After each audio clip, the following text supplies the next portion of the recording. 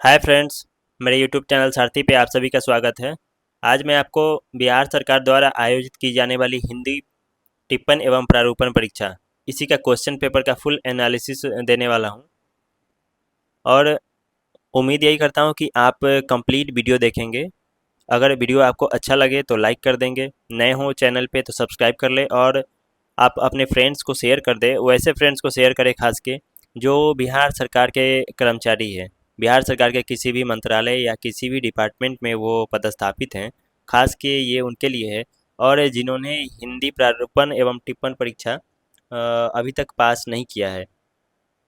सबसे अहम बात इस एग्ज़ाम की यह है कि जब भी आप एग्ज़ाम में अपीयर हो, जो कि इस वर्ष तो अभी तक आयोजित नहीं हुई है और अमूमन हो सकता है कि ये वर्ष के अंत तक या फिर नेक्स्ट ईयर हो सके।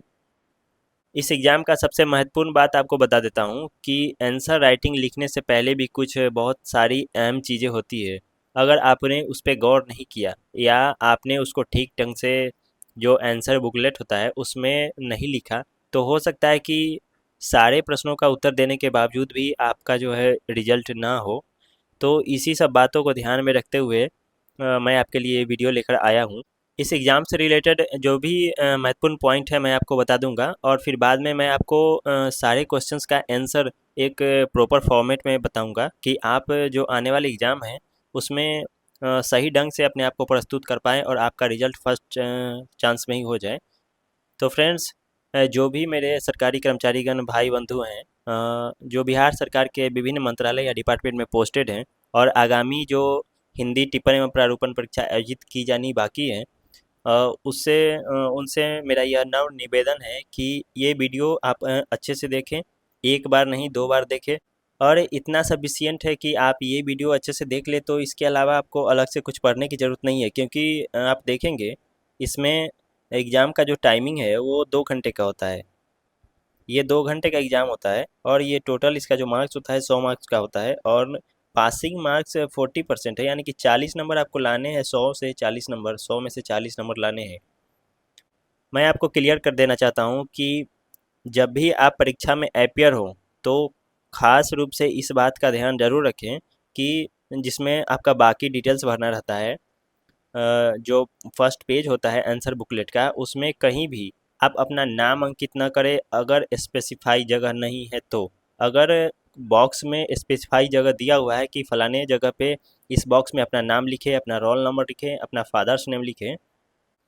इसके अलावा आंसर बुकलेट में आप कहीं भी अपना कोई आइडेंटिफिकेशन डिस्क्लोज ना करें, जैसे कि आप अपना नाम, पता, father's name, mother's name, mobile number या फिर अपना complete address, Aadhaar card number और या फिर आप जो भी अदर आपका आइडेंटिफिकेशन है वो डिस्क्लोज ना करें जब तक कि स्पेसिफाई नहीं किया हो कि फ़लाने जगह पे इस बॉक्स में आप अपना नाम लिखें, रोल नंबर लिखें।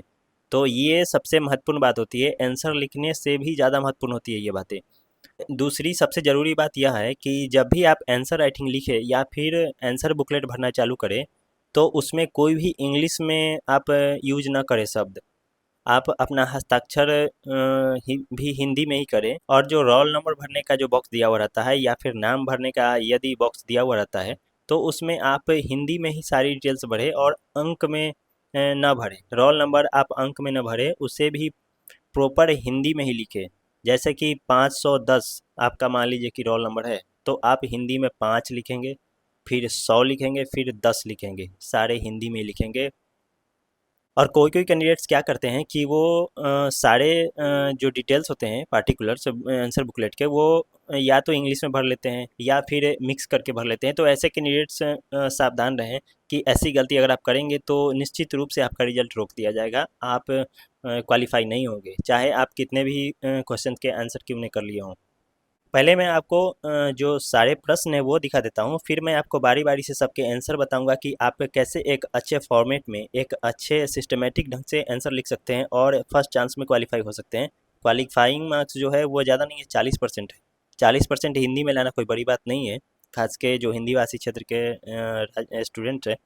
क्वेश्चन शुरू करने से पहले एक अहम बात मैं और बताना चाहता हूँ कि जब भी आपको क्वेश्चन मिले, उसके बाद आंसर बुकलेट मिले, तो आप सबसे पहले इंस्ट्रक्शन पढ़ें।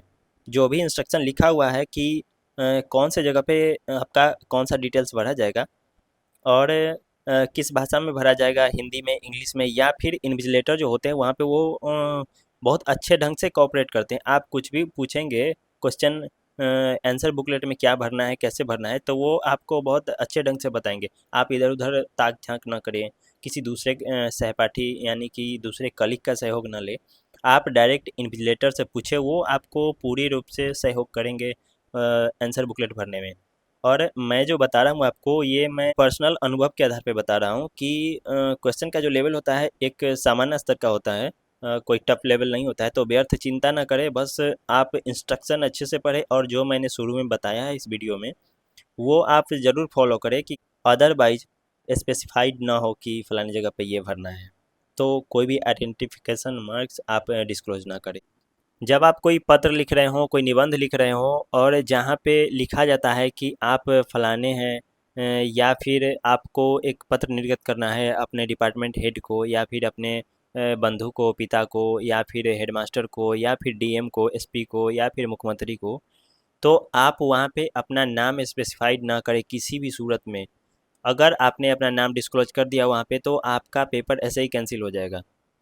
और जब भी क्वेश्चन पेपर दिया जाता है, या तो पत्र या फिर निबंध का, तो उसमें ये चीज़ स्पेसिफाइड किया हुआ रहता है कि आप अपने आप को एक्स वाई जेड माने, ए बी सी डी माने, राम माने, श्याम माने, या कुछ भी माने। और जब तक कि उसमें न कहा जाए क्वेश्चन में स्पेसिफिक रूप से कि आप अपना नाम और अपना पता लिखें, तब तक आप आंसर राइटिंग में अपना कोई भी पहचान डिस्क्लोज न करें। तो फ्रेंड्स चलिए क्वेश्चन शुरू करते हैं। सबसे फर्स्ट क्वेश्चन मैं आपको दिखा देता हूँ। मुख्य सचिव की ओर से राज्य के सभी जिला पदाधिकारी को संबोधित एक सरकारी पत्र का प्रारूप दें, जिसमें होली के अवसर पर सांप्रदायिक सौहार्द और विधि व्यवस्था बनाए रखने हेतु प्रभावी कार्रवाई का उल्लेख हो। सेकेंड क्वेश्चन आप देख सकते हैं। सेकेंड क्वेश्चन लिखा हुआ है, अपने कार्यालय प्रधान को, मान लीजिए कि कोई पुलिस कांस्टेबल हैं एग्जाम में बैठे हुए हैं, हिंदी प्रारूपण टिप्पण परीक्षा के एग्जाम में बैठे हुए हैं, कोई पुलिस कांस्टेबल है, तो उनका कार्यालय प्रधान कौन होगा? उनका जो हेड होगा वो निश्चित रूप से उस डिस्ट्रिक्ट का जो एसपी होंगे, सुपरिटेंडेंट वही होंगे। अगर वो हेड क्वार्टर में पोस्टेड है या फिर सब डिवीजन में पोस्टेड है, यानी कि जहाँ भी वो पोस्टेड हैं, वो अपने जो हायर अथॉरिटी होंगे उस ऑफिस के, उन्हीं के नाम से वो पत्र लिखेंगे। अगर कोई न्यायालय कर्मचारी हैं तो वो अपने प्रधान जो होंगे, कार्यालय प्रधान उनके, वो कौन होंगे? वो प्रधान जिला जज होंगे। तो ये चीज़ सभी डिपार्टमेंट के लिए अलग अलग है। जो कर्मचारी या फिर जो स्टाफ जहाँ पोस्टेड है, उनके जो हेड होंगे, डिपार्टमेंट हेड, उनके नाम से लेटर लिखना है। आत्मबाहरी टिप्पणी। नेक्स्ट क्वेश्चन है, निम्नांकित वाक्यों को शुद्ध करें, यानी कि ये सही और गलत। आपको ये सेंटेंस जो दिया हुआ है ये सब गलत सेंटेंस है। चांदनी रात का बात ही कुछ और है, वह मुझसे कहा, पुलिस ने उसमें आरोप लगाया। देवियों और सज्जनों याद रखें, देश पर संकट चाहिए, हम और तुम इस पर विचार करोगे। तो ये जो सारे सेंटेंस है ये गलत हैं और इसे आपको सही फॉर्मेट में लिखना है। ग्रामेटिकली ये करेक्ट होना चाहिए, यानी कि व्याकरण के, हिंदी व्याकरण के अनुसार ये सेंटेंस आपको, ये जो पांचों सेंटेंस दिख रहे हैं, ये आपको हिंदी व्याकरण के अनुसार सही करके तब लिखना है। अब आते हैं नेक्स्ट क्वेश्चन पे। तो ये है, हिंदी में अनुवाद करें, यानी कि आपको एक पैसेज दिया जाएगा और उस पैसेज को आपको हिंदी में ट्रांसलेट करना है। आप ट्रांसलेट करेंगे तो सेंटेंस वाइज करेंगे, एक सेंटेंस का ट्रांसलेशन पहले करें, फिर बारी बारी से सभी सेंटेंस जितने हैं सभी का ट्रांसलेशन हिंदी में करें और सुंदर राइटिंग में लिखें। अच्छे राइटिंग जो होता है वो प्रभावी होता है, काफ़ी प्रभावी होता है। और नेक्स्ट क्वेश्चन पे चलते हैं। नेक्स्ट क्वेश्चन जो है, आपके पास चॉइस है, यानी कि आप या तो हिंदी ट्रांसलेशन करें या फिर जो नेक्स्ट क्वेश्चन है वो संक्षेप। क्वेश्चन नंबर फर्स्ट से शुरू करते हैं और उसका आंसर आपको मैं दिखाता हूँ। लेटर राइटिंग है, इसका एक प्रॉपर फॉर्मेट दिखाता हूँ। आप जो स्क्रीन पे देख रहे हैं ये बिहार सरकार का एक ऑफिशियल लेटर है और सेम इसी फॉर्मेट में आपको लिखना है। क्वेश्चन नंबर फर्स्ट जो है वो उसमें लिखा हुआ है कि मुख्य सचिव की ओर से राज्य के सभी डीएम को एक लेटर लिखना है। उसमें होली पे लॉ एंड ऑर्डर मेंटेन करने के जो प्रभावी कार्रवाई है उसी का उल्लेख करना है। तो आप हेडिंग में जो पत्रांक संख्या है दिया हुआ, ये आप चाहें तो दे सकते हैं, अन्यथा नहीं भी दे सकते हैं। पत्रांक संख्या आप अपने मन से दे सकते हैं और नहीं देंगे तो उससे भी कोई दिक्कत नहीं है। बिहार सरकार मंत्रिमंडल सचिवालय, ये एकदम सही है। और प्रेषक यानी कि पत्र लिख कौन रहे हैं, तो ये नाम लिखने की जरूरत नहीं है। आप प्रेषक में किसी भी सचिव का नाम नहीं लिखना है जब तक कि क्वेश्चन में दिया हुआ ना रहे। और यहाँ पे आपको सिर्फ लिखना है यही कि मुख्य सचिव, यहाँ विशेष सचिव है, इसके जगह पे मुख्य सचिव। शुरू करते हैं प्रेषक से, यानी कि पत्र भेज कौन रहा है, तो भेजने वाले प्रेषक हुए और इनका आपको नाम नहीं लिखना है। मुख्य सचिव लिख दिए और मुख्य सचिव के बाद नीचे आप बिहार सरकार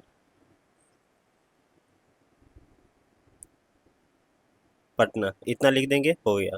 सेकंड पॉइंट है वो सेवा में, यानी कि पत्र आप भेज किसको रहे हैं, तो पत्र आपको भेजना है सभी डीएम को, राज्य के जो भी डीएम है सभी को पत्र भेजना है। तो सेवा में लिखेंगे सभी जिला पदाधिकारी। फिर आपको दिनांक देना है कि आप किस डेट में पत्र निर्गत कर रहे हैं, तो क्वेश्चन पेपर में ऐसा दिया हुआ नहीं रहता है, तो आप अपने परीक्षा की तिथि को ही लिख सकते हैं। विषय में आप लिखेंगे, मैं यहाँ आपको लिख के दिखा देता हूँ। होली के अवसर पर सांप्रदायिक सौहार्द एवं या और विधि व्यवस्था बनाए रखने हेतु प्रभावी कार्रवाई का उल्लेख करना है। तो बस आप इतना ही लिखेंगे।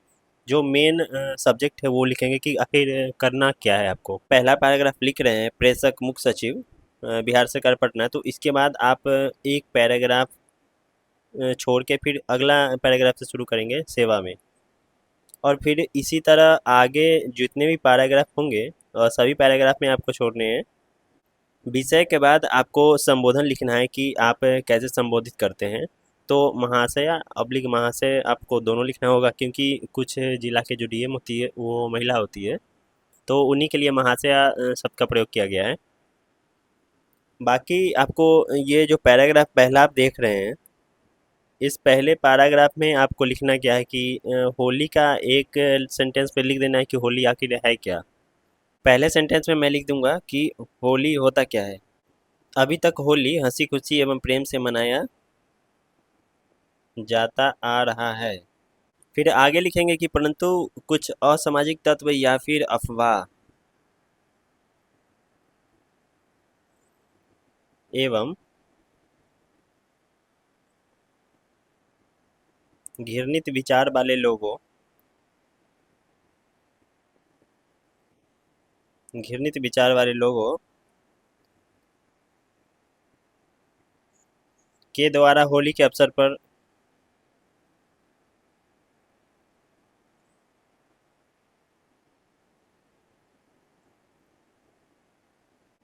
अव्यवस्था या फिर अशांति फैलाने की कोशिश की जाती है।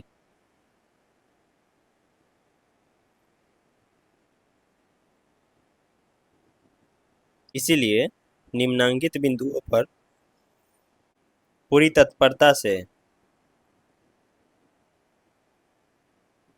अनुपालन सुनिश्चित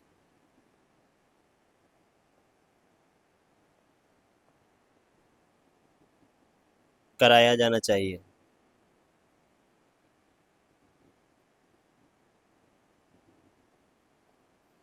और इसके बाद आप फिर मुख्य सचिव की हैसियत से आपका जो भी डायरेक्शन है, जो भी आपके निर्देश हैं सभी डीएम के लिए, वो आप पॉइंट वाइज लिख दें, उसको अलग से एक्सप्लेन करने की कोई ज़रूरत नहीं है। पॉइंट एक में लिखते हैं कि शांति समिति की बैठक।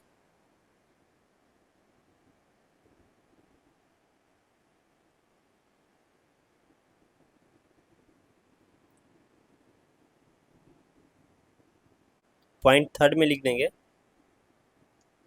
गश्ती एवं फ्लैग मार्च। पॉइंट फोर में लिख देंगे। फिर अगला पॉइंट आप लिख सकते हैं यातायात यातायात व्यवस्था एवं भीड़ नियंत्रण, यानी कि ट्रैफिक व्यवस्था जो है बहुत ही ज़रूरी है कि सुचारू रूप से चले। और एक सबसे इम्पोर्टेंट पॉइंट है, और ये लास्ट पॉइंट मैं लिख रहा हूँ कि जो आवश्यक वस्तु है, आवश्यक वस्तुओं की आपूर्ति। लास्ट पैराग्राफ में आप लिखेंगे स्पेस नीचे स्पेस देके, उपरोक्त सभी बिंदुओं पर ध्यान रखते हुए अनुपालन की जिम्मेदारी तय करते हुए कंप्लायंस रिपोर्ट सबमिट करें, यानी कि जो प्रतिवेदन है वो प्रतिवेदन सबमिट करें।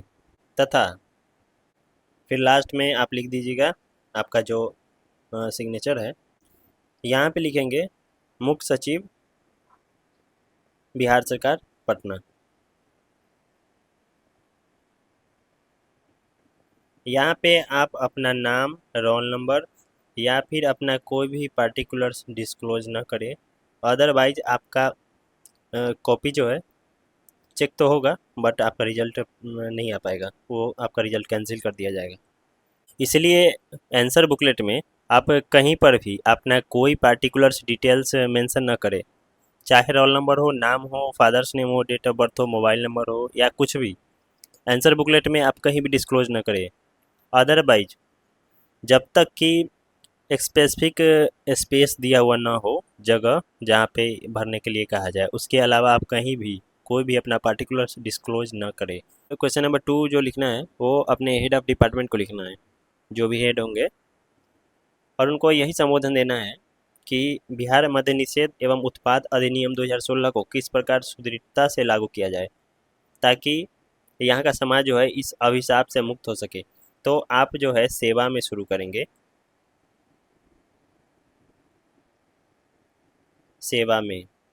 और जो भी आपके हेड हैं, अगर आपके हेड मान लीजिए कि पुलिस अधीक्षक हैं,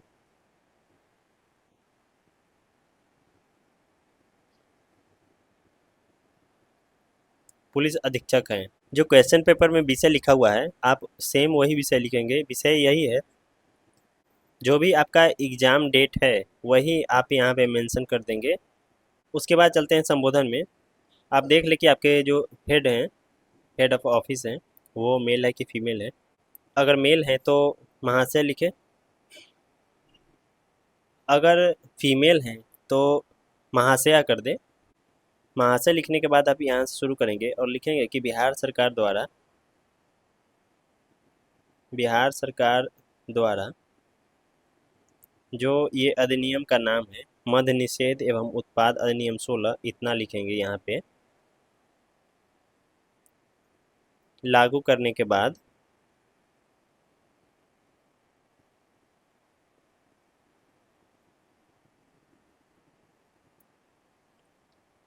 समाज में शांति व्यवस्था कायम हुई थी एवं लोगों के स्वास्थ्य में भी सुधार हुआ था।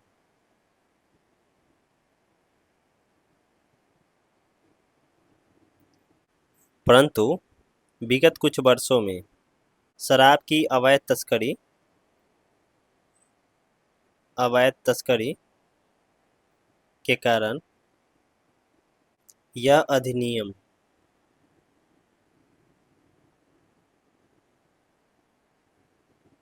विफल होता दिख रहा है। आगे लिखेंगे निम्नांकित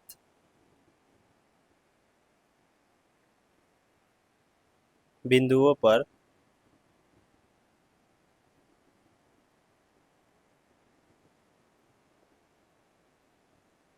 कड़ाई से अनुपालन सुनिश्चित करके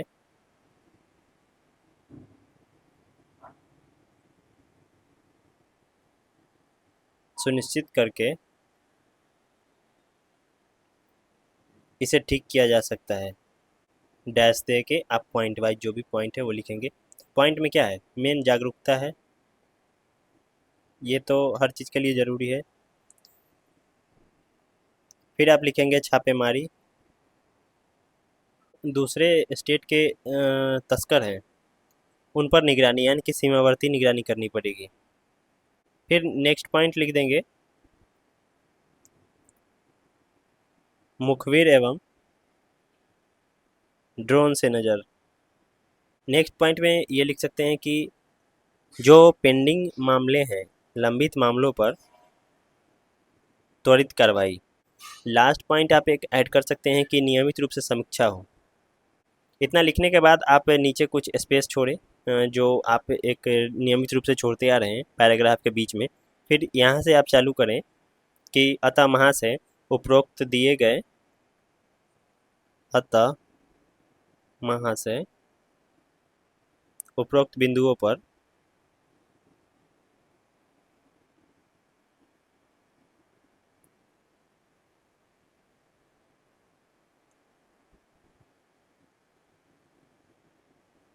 कठोरता से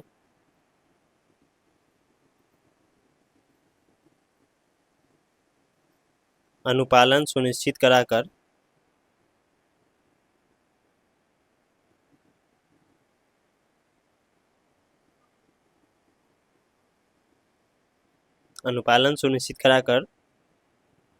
इस समस्या का समाधान किया जा सकता है। सबसे लास्ट में एक पैराग्राफ और ऐड करेंगे जिसमें ग्रीटिंग्स होगा, यानी कि अभिवादन वाला जो पैराग्राफ है वो आप सबसे लास्ट में ऐड कर देंगे कि मेरे उपरोक्त सुझावों को ध्यान में रखते हुए इसे स्वीकार करने की कृपा की जाए। लास्ट पॉइंट आप लिख देंगे यहाँ पे, मतलब कि जहाँ आपका ख़त्म हो रहा है उसके नीचे। और फिर लिखेंगे राइट साइड कॉर्नर में, ये जो स्पेस बचेगा नीचे में, यहाँ पे आप राइट साइड कॉर्नर में लिख देंगे विश्वासभाजन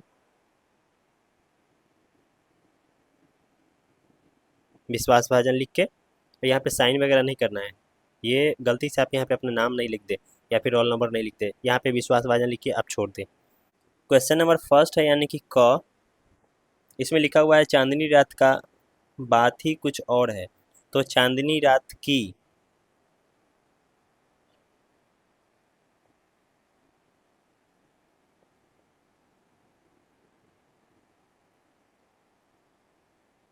बात ही कुछ और है।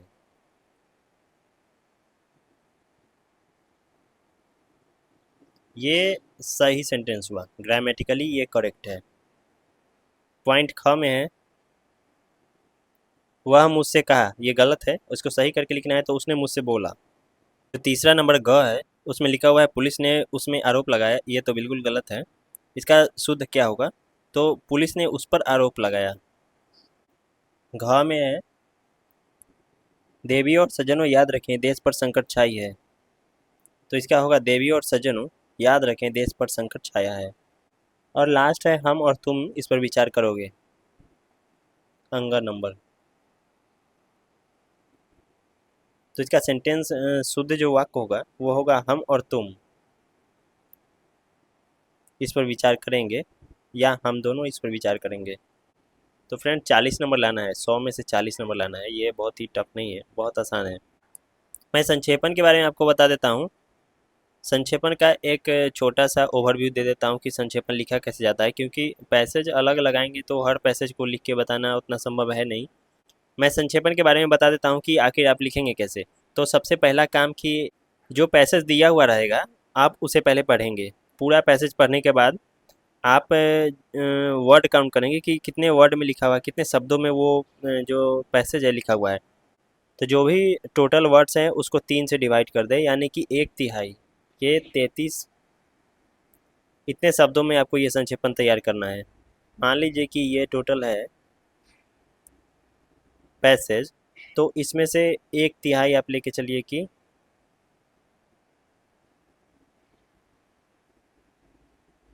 आपका पैसेज इतने शब्दों में होना चाहिए। एक मोटे मोटे तौर पर अगर 33 वर्ड आता है एक एग्जाम्पल के तौर पे, तो इसके 3 आगे पीछे यानी कि 5% आगे पीछे आप लिख सकते हैं। 30 से 35 वर्ड के बीच में आप लिख सकते हैं, बट कोशिश करें कि एग्जैक्ट अगर 1/3 में अगर संभव है तो आप लिख लें। और संक्षेपण का एक शीर्षक भी देना पड़ेगा, तो जो पैसेज आप पढ़ें उसको समझिए और फिर एक सूटेबल जो टाइटल है वो टाइटल आप हेडिंग में लिख दें। हेडिंग में यहाँ पे टाइटल लिख दें। यहाँ टाइटल लिखने के बाद आप अपना पैसेज का संक्षेपण है यहाँ लिख दें। आपका संक्षेपण समाप्त। फ्रेंड्स, मैंने इस वीडियो में वर्ष 2019 की और वर्ष 2025 की दोनों क्वेश्चन पेपर का लिंक डिस्क्रिप्शन में ऐड कर दिया है। आप दोनों क्वेश्चन पेपर देखें, एग्जैक्ट सेम क्वेश्चन है, बस सब्जेक्ट मैटर अलग है। सबसे पहला जो है 19 वाला क्वेश्चन, उसमें भी एक लेटर लिखना है सभी डीएम को, और वो लिखेंगे कौन, मुख्य सचिव को लिखना है सभी डीएम को। जो दूसरा क्वेश्चन है उसमें डिपार्टमेंट के हेड को लेटर लिखना है। तो सेम क्वेश्चन 19 का है, सेम क्वेश्चन 25 का है, यानी कि हर साल उसके बीच में भी कुछ एग्ज़ाम हुए हैं 1-2 बार, तो दोनों क्वेश्चन एग्जैक्ट सेम ही रहता है, बस सब्जेक्ट मैटर चेंज कर दिया जाता है, तो इससे कोई खास फर्क नहीं पड़ेगा। फिर एक पैसेज भी था, उसमें भी है, और 25 वाले में भी है, और एक संक्षेपण 25 वाले में भी था, 19 वाले में भी है। और जो सेंटेंस इम्प्रूवमेंट है, यानी कि जो वाक्य को शुद्ध करना है, वो भी था। यानी कि मैंने आपको एक प्रारूप बता दिया है 19 वाले फॉर्मेट में, और सेम क्वेश्चन जब आप देखेंगे 25 वाले फॉर्मेट में, 25 वाले क्वेश्चन में, तो आपको लगेगा कि सेम 19 वाला क्वेश्चन ही है। यानी कि ये हिंदी टिप्पण प्रारूपण परीक्षा जो कंडक्ट की जाती है बिहार सरकार के कर्मचारी के लिए, ये एक पैटर्न, सेम पैटर्न पे आता है क्वेश्चन। इसमें कुछ ज़्यादा बदलाव नहीं होते हैं, फिक्स पैटर्न है। बस सब्जेक्ट जो है वो थोड़ा सा डिफर कर दिया जाता है। तो लास्ट में आपसे रिक्वेस्ट यही है कि इस वीडियो को बनाने में मैंने बहुत मेहनत किया है, और आपके लिए एक जो प्रॉपर ढंग से राइटिंग होता है, आंसर राइटिंग, वो लेकर आपके सामने आया हूँ। तो इस मेहनत के लिए आप लाइक ज़रूर कर दें वीडियो को, और जो भी आपके कलीग हैं जो गवर्नमेंट जॉब में है, स्टेट गवर्नमेंट में, बिहार सरकार के, उनको ज़रूर शेयर कर दें। और चैनल पे जो भी नए हो वो चैनल को सब्सक्राइब भी कर लें। फ्रेंड्स, मेरी मेहनत के लिए आप कमेंट्स में ज़रूर बताएं कि कैसा लगा मेरा मेहनत आपके लिए, और उम्मीद करते हैं कि आपका जो है प्रमोशन नियमित रूप से हो, आप अपना खुशहाल जीवन अच्छे से जिए। मेरा वीडियो देखने के लिए सभी को मेरी तरफ से बहुत बहुत धन्यवाद।